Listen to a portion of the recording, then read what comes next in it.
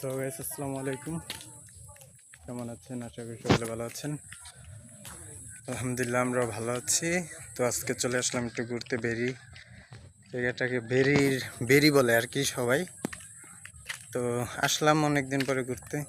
দেখেন দেখেন আশেপাশের ভিউটা কত সুন্দর, অনেক সুন্দর ভিউটা। দেখেন আশেপাশের ভিউ কত সুন্দর। আমার সামনে আছে আমার ভাই এবং খালু বাবাই, তার মন ভালো হয়ে যায়। সাইডে ওই যে দেখতেই পারতেছেন যে এখানে গরুর যে ঘাস বলে ওই গাছগুলো এখানে লাগানো হয়েছে। আমার খালু এবং ভাই, এটা হলো আমার ভাই এবং খালু। নদীর পাড়ে দেখেন অনেক সুন্দর একটা নদী এবং বিকাল সাইডে বলে এটাকে, যা বলার বাইরে। দেখেন সবাই অনেক সুন্দর ভিউজ।